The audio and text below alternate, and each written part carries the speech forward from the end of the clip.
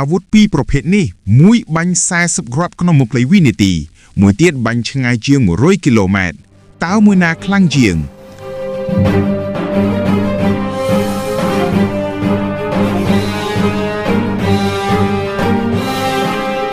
សួស្តីប្រិយមិត្តទាំងអស់គ្នា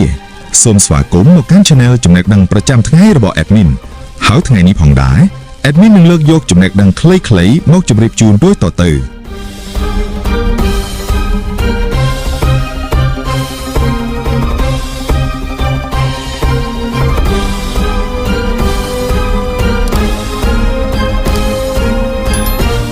BM-21 Grad ប្រភេទ Multiple Rocket Launcher បាញ់រ៉ុកែតជាច្រើនគ្រាប់ផលិតដោយសហរដ្ឋភាពសូវៀតឬរុស្ស៊ីសមត្ថភាពសំខាន់បាញ់បាន40គ្រាប់ក្នុងពេលតិចជាង20វិនាទីចម្ងាយបាញ់ប្រហែល20ទៅ40គីឡូម៉ែត្រប្រើលើឡានចល័តលឿនអាចបំផ្លាញតំបន់ធំ Area Attack លក្ខណៈពិសេសវាមិនចាំបាច់បាញ់តែមួយគោលដៅបាញ់រាយបញ្ចេញដើម្បីបំផ្លាញតំបន់ទូលំទូលាយប្រើចល័នក្នុងសង្គ្រាមព្រោះថាថ្លៃមិនខ្លាំងប្រើងាយ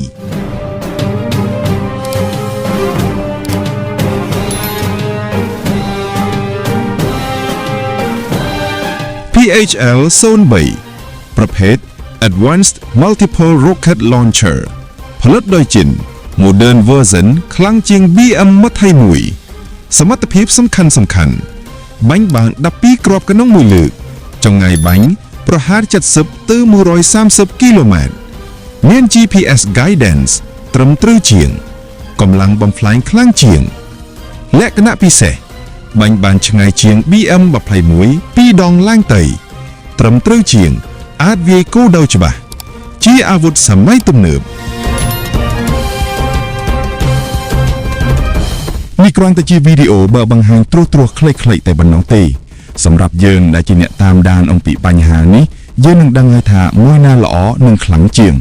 នៅវីដេអូបន្ទាប់យើងនឹងយល់ដឹងអំពីបញ្ហានិងរឿងរ៉ាវជាច្រើនទៀតសូមអរគុណ